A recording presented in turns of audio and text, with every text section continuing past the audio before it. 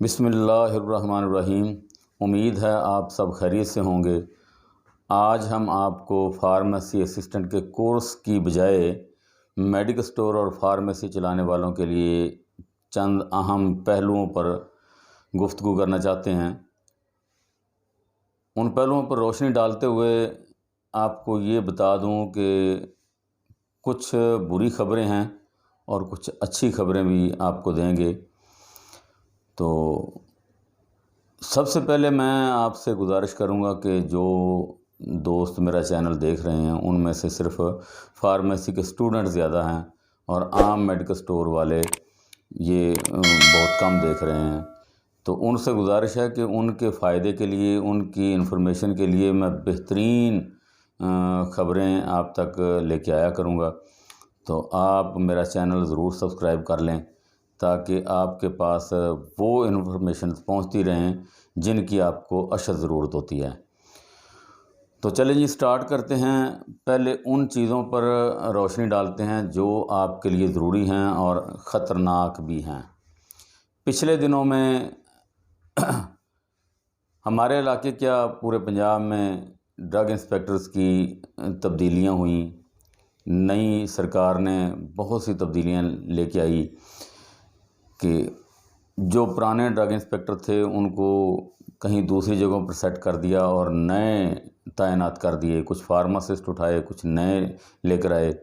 تو انہوں نے قانون پر عمل درآمد شروع کر دیا۔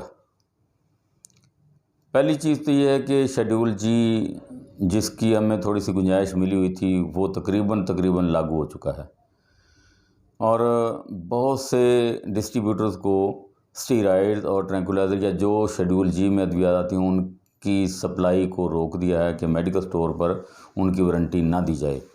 تو ڈسٹریبیوٹر بھی اس آڑ میں اپنی چیزیں بھی فروخت کرتے ہیں لیکن وہ وارنٹی نہیں دیتے، اور وارنٹی اگر نہ ہوئی تو آپ کے لیے یہ خطرہ ہے، بہت بڑا خطرہ ہے، کم نہیں ہے۔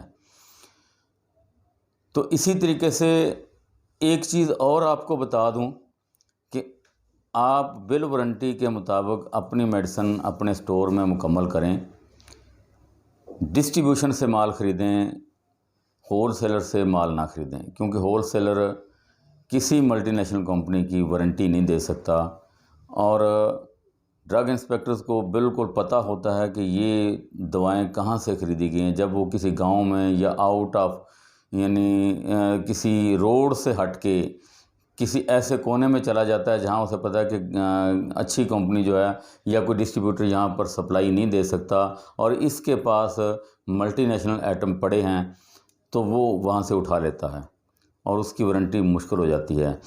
میں نام تو نہیں لوں گا لیکن پچھلے دنوں میں ایسا ہوا ہے، ایک میڈیکل سٹور سے کچھ میڈیسن اٹھا لی گئیں، اس کے پاس لائسنس بھی تھا، اسے وارنٹی مل گئی، لیکن جب وہ وارنٹی پیچھے گئی جہاں سے آئی تھی تو وہ بھی ہول سیل کے زمرے میں آتی تھی، اس وارنٹی کو قبول نہیں کیا گیا۔ تو یہ کیس دونوں کے لیے، جو ہول سیلر تھا اس کے لیے بھی وبال جان بن گیا اور جو میڈیکل سٹور والا تھا اس کے لیے بھی وبال جان بن گیا۔ وہ اب تک اس میں پھنسے ہوئے ہیں۔ تو یہ جو ڈی کیو سی بی کا جب اجلاس ہوتا ہے وہاں پر صدارت کرتے ہیں ڈی سی صاحب، تو ڈی سی صاحب نے اس چیز کو سامنے رکھ لیا کہ یہ ایسا کیوں ہوا ہے، اور ڈرگ انسپیکٹرز کو ٹارگٹ دے دیا کہ آئندہ ہول سیل والی وارنٹی قبول نہ کی جائے اور ایک ڈسٹریبیوٹر سے ہی مال خریدا جائے۔ تو ہم کچھ تھوڑے سے لالچ کے تحت یہ کر لیتے ہیں کہ چلو ہول سیلر سے 2% 3% ایکسٹرا مل رہا ہے تو ہم خرید لیتے ہیں، لیکن کل کو وہ آپ کے لیے وبال جان بن سکتا ہے۔ آپ اس سے پرہیز کریں، کسی ہول سیلر سے یا جس کے پاس وارنٹی کی اتھارٹی نہیں ہے اس سے آپ مال نہ خریدیں۔ ایک چیز یہ ہے کہ اگر فرض کر لیں اس کے پاس ہول سیل کا لائسنس ہے، اس کے پاس ڈسٹریبیوٹر کا لیٹر ہے، لیکن وہ اس کا لائسنس جو ہے وہ بی کیٹیگری یا ڈسپینسر پہ بنا ہوا ہے، تو وہ وارنٹی جاری نہیں کر سکتا قانون کے مطابق۔ اب اسے فارماسسٹ اے کیٹیگری کا لائسنس ہو تو وہاں سے وارنٹی اس کو مل سکتی ہے اور وہ ویلڈ ہے۔ دوسرے نمبر پر اے کیٹیگری کا لائسنس ہے ہول سیل میں اور اس کے پاس اتھارٹی لیٹر نہیں ہے، تو وہ فارماسسٹ بھی آپ کو وارنٹی نہیں دے سکتا اگر اس کے پاس اتھارٹی لیٹر نہیں ہے۔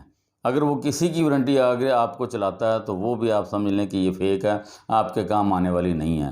تو یہ میری گزارش ہے کہ اس الجھن میں پڑنے سے بہتر ہے کہ آپ صرف اور صرف اتھارٹی ڈسٹریبیوٹر سے مال خریدیں اور اس سے وارنٹی اپنی وہ وصول کریں، اور وارنٹی میں بیچ نمبر کا بہت زیادہ خیال رکھیں۔ اگر آپ کا بیچ نمبر اس سے میچ نہیں کرتا تو وہ سمجھ لیں کہ وہ آپ کے لیے خطرناک سسٹم بن جائے گا۔ مثلاً وہ سپوریس ڈرگ بھی بن سکتی ہے، وہ جعلی دوا بھی بن سکتی ہے، وہ نقلی دوا بھی بن سکتی ہے، وہ سب کچھ بن سکتی ہے اگر آپ کے پاس اس کی وارنٹی نہیں ہے تو۔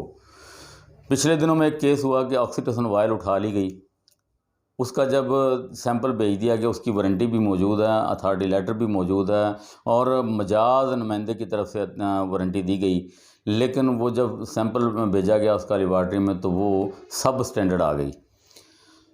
اب جب وہ سب سٹینڈرڈ آئی تو اس ڈسٹریبیوٹر کو لکھ دیا گیا کہ آپ کی دوا جو وہ سب سٹینڈرڈ آئی ہے، تو اس نے اس کی وارنٹی اور اتھارٹی لیٹر بھیج دیا۔ جب اتھارٹی لیٹر گیا تو اتھارٹی لیٹر جس نے دیا تھا اس کمپنی کو بھیجا گیا، اس کمپنی والے نے انکار کر دیا کہ ہم یہ اسے قبول نہیں کریں گے، یہ ہماری ہے ہی نہیں۔ لیکن چونکہ اب یہ ڈسٹریبیوٹر سے اٹھائی گئی تھی تو وہ اس زمرے میں آ گیا اور اس کے لیے یہ سپوریس ڈرگ بن گئی، یعنی سب سٹینڈرڈ سے سپوریس بن گئی، اور اس کی سزا کیا ہے؟ 1 کروڑ سے 3 کروڑ تک کم از کم سزا اور 10 سال تک قید بھی ہے اس میں۔ اب دیکھ لیں کہ یہ جب قانونی ہاتھوں میں ایسے معاملات پہنچ جاتے ہیں تو وہاں پر جان چھڑانا بہت مشکل ہو جاتی ہے۔ یہ چیزیں آپ کے گلے پڑ سکتی ہیں اگر آپ نے وارنٹی صحیح طریقے سے نہ لی۔ تو میرا آپ سب سے مشورہ ہے، جتنے میڈیکل اسٹور یا فارمیسی چلانے والے ساتھی ہیں وہ صرف اور صرف ڈسٹریبیوٹر سے مال لیں، کسی دوسرے سے مال نہ خریدیں۔ یعنی ہول سیل کی وارنٹی قابل قبول نہیں ہے، کل کو آپ کے لیے وہ مسئلہ بن سکتا ہے۔ 1-2% یا 3% کے لالچ پہ ہم یہ کام تو کر لیتے ہیں، لیکن واللہ عالم یہ ہتھوڑا کس پہ آ کے گرتا ہے۔ اب یہ دیکھ لیں کہ ہر مہینے جب DQCP کا اجلاس ہوتا ہے تو اس میں کم از کم 15-20 بندے ضرور پھنسے ہوتے ہیں۔ تو ہو سکتا ہے اگلے مہینے آپ کی باری ہو، اس سے اگلے مہینے دوسرے کسی کی باری ہو، تو اس باری سے بچنے کے لیے بہتر ہے کہ اپنے سٹورز کو صاف ستھرا رکھیں، وارنٹی کو مکمل کریں، اور کسی ہول سیلر سے یا لوہاری وغیرہ سے یا کسی ایسی جگہ سے مال نہ خریدیں جہاں سے آپ کو وارنٹی صحیح طریقے سے نہیں مل رہی۔ وارنٹی کے لیے آپ کو میں نے پہلے بھی بتایا کہ صرف اور صرف ایک کیٹیگری کا نمائندہ آپ کو یا ایک کیٹیگری کا لائسنس جہاں پر ہے وہی آپ کو وارنٹی صحیح دے سکتا ہے، اس کے پاس اتھارٹی لیٹر کا ہونا بھی ضروری ہے۔ اتھارٹی لیٹر اگر نہ ہوا تو پھر ایک کیٹیگری بھی فارغ ہے۔ اس کے بعد ہول سیل میں یا ڈسٹریبیوشن میں جہاں پر پہلے سے ڈسپینسر کے لائسنس بنے ہوئے ہیں ہول سیل میں یا B کیٹیگری پر بنے ہوئے ہیں، تو وہ بھی اتھارٹی لیٹر بے شک اس کے پاس ہو، اس کے پاس ڈسٹریبیوشن ہو، لیکن وہ وارنٹی نہیں دے سکتا، اس کی وارنٹی بھی ناقابل قبول ہے۔ تو ایسی چیزوں سے بچنے کے لیے بہتر ہے کہ آپ جہاں سے جو بھی مال خریدنا ہے ڈسٹریبیوٹر سے خریدیں، جس کے پاس اتھارٹی لیٹر ہے اسی سے خریدیں، اور ایک کیٹیگری کا جس کے پاس لائسنس ہے وہی آپ کے لیے بہتر ہے۔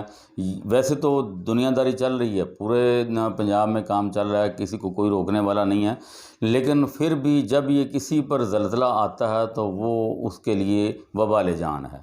تو اس وبال جان سے بچنے کے لیے میرا آپ سے یہی مشورہ ہے کہ آپ اس سے یہ چیزیں نہ خریدیں۔ خوش قسمتی یہ ہے کہ پورے پنجاب میں جتنے بھی ڈرگ انسپیکٹرز ہیں وہ سارے کے سارے رحم دل ہوتے ہیں، کیونکہ انہوں نے 5 سال تک 6 سال تک پڑھا ہوتا ہے، ہائی کوالیفیکیشن ہوتی ہے ان کی، لیکن ان کو یہ بھی پتہ ہے کہ یہ بیچارے جو غریب ہیں یہ کام کر رہے ہیں، اگر ان کو کسی چیز میں ہم نے الجھا دیا تو یہ ان کا سارا سرمایہ ضائع ہو جائے گا اور زندگی تباہ ہو سکتی ہے، اس لیے وہ ہم پر رحم کرتے ہیں۔ تو اس کا مطلب یہ نہیں ہونا چاہیے کہ وہ ہم پر رحم کریں اور ہم ان کے لیے یہ مشکلیں کھڑی کرنا شروع کر دیں کہ وہ بھی قانون کو ہاتھ میں یعنی قانون کو استعمال کرنے کے لیے تیار ہو جائیں۔ تو میرا آپ سے یہی مشورہ ہے پھر بھی کہ آپ اپنے بل وارنٹی اور ٹمپریچر کنٹرول کریں سٹورز اور فارمیسیز پر، یہ آپ کے لیے بہتر ہوگا، آپ کے کاروبار کے لیے، آپ کے مستقبل کے لیے یہ خوشخبریاں ہیں۔ تو اجازت دیجیے، ویڈیو پسند آئی ہے تو لائک ضرور کیجیے گا۔ والسلام۔